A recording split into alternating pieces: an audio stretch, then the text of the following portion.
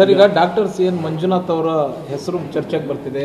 ಬಹುತೇಕ ಸಭೆಯಲ್ಲಿ ಮಂಜುನಾಥ್ ಅವರ ಹೆಸರೇ ಚರ್ಚೆ ಆಗಿದೆ, ಫೈನಲ್ ಆಗಿದೆ, ಎರಡೂ ಪಕ್ಷದವರು ಒಪ್ಕೊಂಡಿದ್ದಾರೆ ಅನ್ನುವಂಥದ್ದಿದೆ. ಈಗೇನು ಸರ್? ಹೌದು, ನಾನು ಕೂಡ ಮಂಜುನಾಥ್ ಅವ್ರನ್ನ ಅವ್ರ ಮನೆಗೆ ಹೋಗಿ ಅವ್ರನ್ನ ಒಪ್ಪಿಸ್ತಕ್ಕಂಥ ಕೆಲಸವನ್ನು ಮಾಡಿದ್ದೀನಿ. ಮಂಜುನಾಥ್ ಅವರು ಸ್ಪರ್ಧೆ ಮಾಡಬೇಕು ಅಂತೇಳಿ ನಾನು ಕೂಡ ವೈಯಕ್ತಿಕವಾಗಿ ನನ್ನ ಅಭಿಪ್ರಾಯವನ್ನು ಹೇಳಿದ್ದೀನಿ.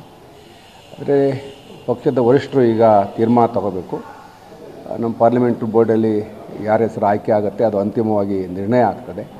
ನಾವೆಲ್ಲರೂ ಕೂಡ ಯಾರೇ ಅಭ್ಯರ್ಥಿ ಆದರೆ BJP ಮತ್ತು JDSನ ಕಾರ್ಯಕರ್ತರು, ಮುಖಂಡರುಗಳು, ನಾಯಕರು ಭಾಳ ಈ ಒಂದು ಚುನಾವಣೆಯನ್ನು ಸವಾಲಾಗಿ ತೆಗೆದುಕೊಂಡು ಈ ಚುನಾವಣೆಯಲ್ಲಿ ನಮ್ಮ ಮೈತ್ರಿ ಅಭ್ಯರ್ಥಿ ಗೆಲ್ಲಬೇಕು ಅಂತೇಳಿ ಭಾಳ ಪ್ರಾಮಾಣಿಕವಾಗಿ ಶ್ರದ್ಧೆಯಿಂದ ಕೆಲಸ ಮಾಡಿ ನಮ್ಮ ಮೈತ್ರಿ ಅಭ್ಯರ್ಥಿನ ಗೆಲ್ಲಿಸ್ಕೊತೀವಿ. ಈಗ ಕೆಲವು ಮುಖಂಡರು ನಿಮ್ಮ ಹೆಸರನ್ನು ಪ್ರಸ್ತಾಪ ಮಾಡಿದ್ದಾರೆ ಸಭೆಯಲ್ಲಿ, ನೀವು ನಿಂತರೆ ಟಫ್ ಫೈಟ್ ಕೊಡ್ಬೋದು ಅನ್ನೋ ಥರದಲ್ಲಿ ಅಭಿಪ್ರಾಯ ಇಲ್ಲ. ಈಗ ನಾನು ರಾಜ್ಯ ರಾಜಕಾರಣದಲ್ಲಿ ಇರಬೇಕು ಅಂತ ಬಯಸಿರ್ತಕ್ಕಂಥವನು.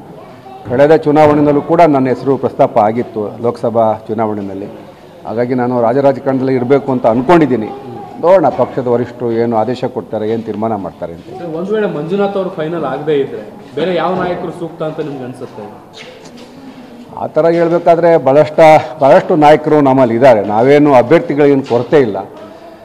ಒಂದು ನಮ್ಮ ರಾಮನಗರ ಜಿಲ್ಲೆಯ ಉಸ್ತುವಾರಿ ಸಚಿವರು ಮತ್ತು ನಮ್ಮ DCM ಆಗಿದ್ದಂಥ ಅಶ್ವಥ್ ನಾರಾಯಣ ಅವರು ಇದ್ದಾರೆ. ಅವರು ಹಿಂದಿನ ನಮ್ಮ ಸರ್ಕಾರದಲ್ಲಿ ರಾಮನಗರ ಜಿಲ್ಲೆ ಉಸ್ತುವಾರಿ ವಹಿಸ್ಕೊಂಡು ಭಾಳ ಉತ್ತಮವಾಗಿ ಕೆಲಸ ಮಾಡಿದರು.